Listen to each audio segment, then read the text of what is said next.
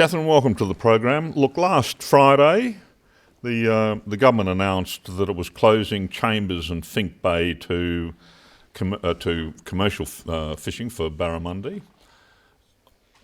What's wrong with that? Why don't you like that idea? Well, last Friday when they announced to close Chambers and Fink Bay to the barramundi fishery, they essentially stopped 95% of our fresh barramundi coming into Darwin. So they're in a desperate plea to get the recreationals vote in the election that's happening Saturday.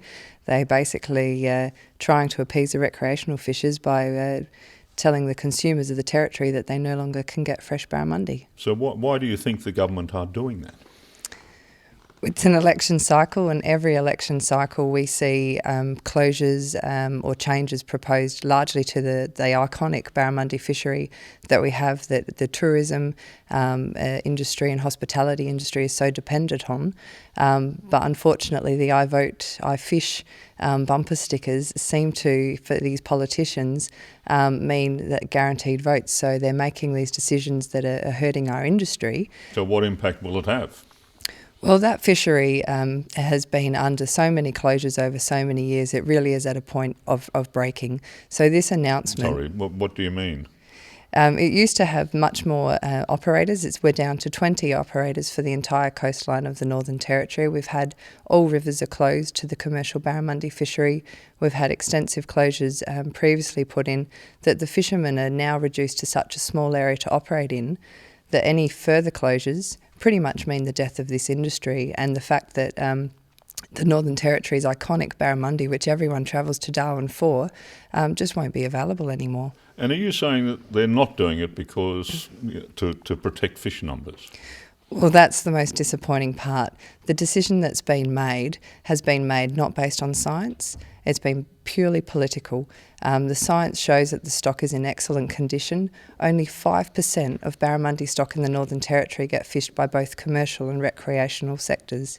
If we were to take all the commercial fishing away, the scientists wouldn't even be able to tell the difference in regards to the monitoring of their numbers. It's that small. So this really is about the recreational sector who said, I don't like seeing a commercial barramundi when I go fishing.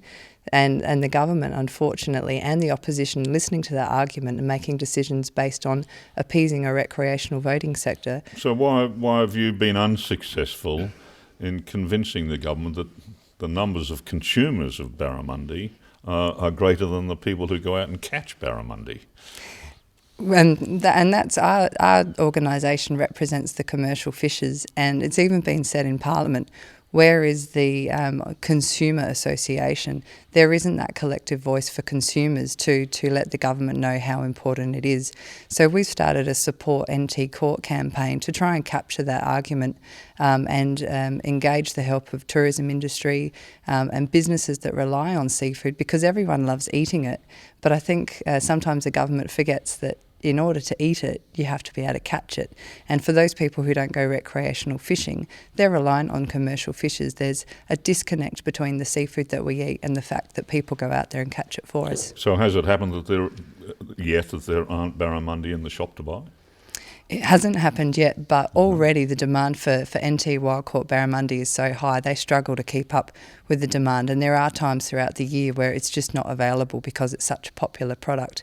So by closing this area and losing that 95% of fresh barramundi, so we've got restaurants, dinner cruises, even some of the oil and gas suppliers, they have a preference for that fresh barramundi that's only a 3-hour drive away coming into Darwin.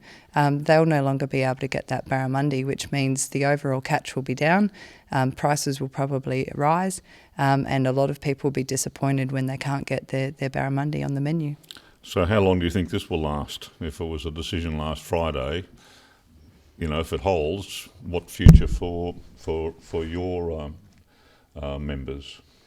Well, I think the industry is very disappointed at this announcement.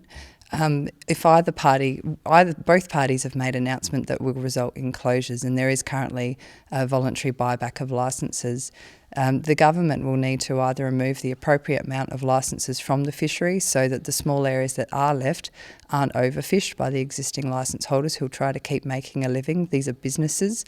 The environment that these fishermen are working in is very uncertain. So the fishery will need to be restructured. The CLP is saying that they'll buy back the fishery, but the question really is, does the Northern Territory want a wild caught barramundi fishery? Because if we keep closing the areas and if we keep buying licences back, we'll get to a point where no one is actually out there catching the fish and the product just won't be available.